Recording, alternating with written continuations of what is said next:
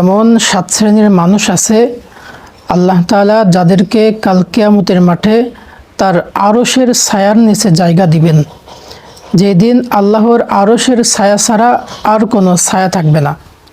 এর মধ্যে 1 নম্বর আল ইমামুল আদিল, ন্যায়পরায়ণ শাসক, ন্যায়পরায়ণ বাদশাহ, অর্থাৎ যে ব্যক্তি বিচারের ক্ষেত্রে ন্যায় বিচার করে, সুষ্ঠু বিচার করে, এমন ব্যক্তিকে আল্লাহ তাআলা কাল হাসরের মাঠে তার আরশের ছায়ার নিচে জায়গা দিবেন। 2 নম্বর ওই যুবক, যে যুবক তার যৌবনকালটা আল্লাহর ইবাদতে কাটিয়ে দিয়েছে, অর্থাৎ তার গোটা জীবন যে ব্যক্তি আল্লাহর পথে কাটিয়ে দিয়েছে, ওই ব্যক্তিকে আল্লাহ তাআলা তার আরশের ছায়ার নিচে জায়গা দিবেন।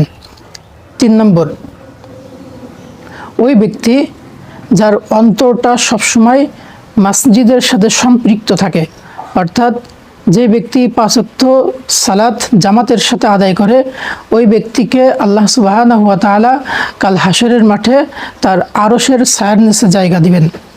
4 নম্বর এমন 2 ব্যক্তি যে একে অপরের সাথে সম্পর্ক রাখে আল্লাহর সন্তুষ্টির জন্য এবং একে অপরের সাথে সম্পর্ক নষ্ট করে একমাত্র আল্লাহর সন্তুষ্টির জন্য, এমন 2 ব্যক্তিকে আল্লাহ সুবহানাহু ওয়া তাআলা কাল হাসরের মাঠে তার আরশের ছায়ার নিচে জায়গা দিবেন।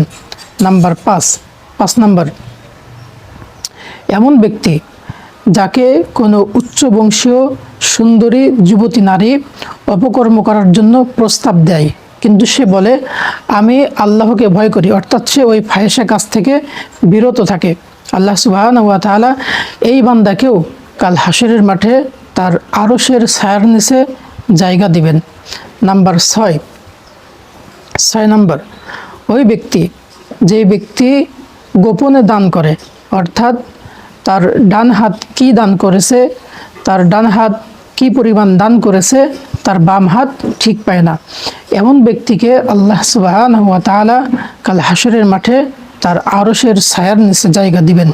নাম্বার 7 নম্বর ওই ব্যক্তি, যে ব্যক্তি একাকী নিবৃতে আল্লাহ সুবহানাহু ওয়া তাআলার ভয়ে তার চক্ষু অশ্রুসিক্ত হয়, তার চোখ দিয়ে পানি বের হয়, এমন ব্যক্তিকে আল্লাহ সুবহানাহু ওয়া তাআলা কাল হাসরের মাঠে তার আরশের ছায়ার নিচে জায়গা দিবেন। নবীজি সাল্লাল্লাহু আলাইহি ওয়াসাল্লাম বলেছেন, কাল কিয়ামতের মাঠে যখন আল্লাহ তাআলার আরশের ছায়া ছাড়া আর কোনো ছায়া থাকবে না, সেই কঠিন মুসিবতের দিনে মহান আল্লাহ সুবহানাহু ওয়া তাআলা এই 7 শ্রেণীর মানুষকে তার আরশের ছায়ার তলে জায়গা করে দেবেন। সুবহানাল্লাহ। আল্লাহ তাআলা আমাদের সকলকে এই 7টি গুণ, এই 7টি বৈশিষ্ট্য অর্জন করার তৌফিক দান করুক। আমিন।